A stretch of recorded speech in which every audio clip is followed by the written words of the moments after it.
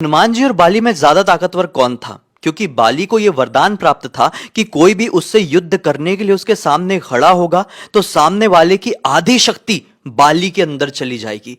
मतलब हनुमान जी कभी उसके सामने खड़े होते तो ये युद्ध का क्या होता?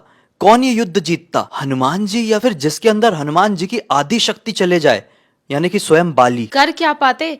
ये कहानी बड़ी इंटरेस्टिंग है। एक बार की बात है, हनुमान जी एक वन में बैठकर राम नाम भज रहे थे। बाली अपने ताकत के घमंड में चूर सभी को ललकार रहा था कि है कोई मुझसे ताकतवर जो मुझसे युद्ध लड़ सके। इस कारण से हनुमान जी का तप भंग हो रहा था। हनुमान जी अपनी तपस्या से जागे और बाली से कहे कि सभी जानते हैं कि आप बहुत ताकतवर हैं, आपके पराक्रम की कोई सीमा नहीं है, लेकिन ऐसे बखान करना भी गलत है। बाली ने हनुमान जी को ललकारते हुए कहा, अब तू मुझे समझाएगा कि पराक्रम क्या होता है? तेरे अंदर अगर शक्ति है तो मुझसे युद्ध कर। हनुमान जी ने भी कह दिया, अगर ऐसी बात है तो ठीक है, कल प्रातः काल हम मल्ल युद्ध करेंगे। अब रात का वक्त आया। रात में ब्रह्मा जी स्वयं हनुमान जी के पास आए कि कल अगर आप बाली से युद्ध करने जाएं तो अपनी शक्ति का केवल 10वां हिस्सा ही अपने साथ लेकर जाएं। बाकी पूरी शक्ति अपने श्री राम के चरणों में समर्पित कर दे, वरना बाली जीवित नहीं बच पाएगा। फिर क्या था, अगला दिन निकला और हनुमान जी बाली के सामने पहुंचे। दोनों का मल्ल युद्ध शुरू ही होने वाला था कि हनुमान जी की शक्ति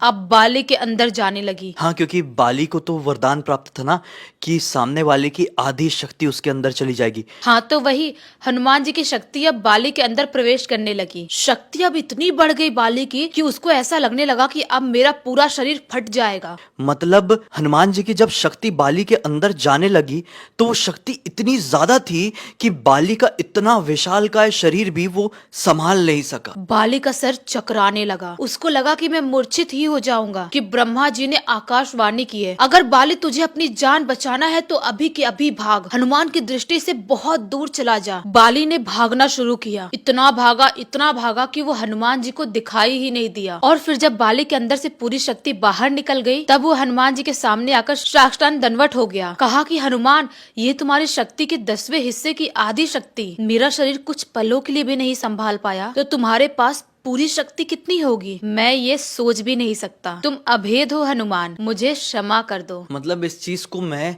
डिस्क्राइब भी करूं तो कैसे करूं? हनुमान जी की शक्तियों को कैसे कोई समझ सकता है? उनके पास इतनी शक्ति थी कि आज कोई समझने ही बैठे ना तो सामने वाले का दिमाग खराब हो जाएगा, लेकिन हनुमान जी की शक्ति का अंदाजा कभी कोई ठीक तरीके से लगा नहीं पाएगा। क्योंकि हनुमान जी भगवान शिव के स्वयं रुद्र अवतार थे। बात तो बिल्कुल सही है। महादेव का ये रुद्र अवतार भी संसार की भलाई के लिए ही हुआ था। इसी बात पे बोलो हर हर महादेव, जय श्री राम।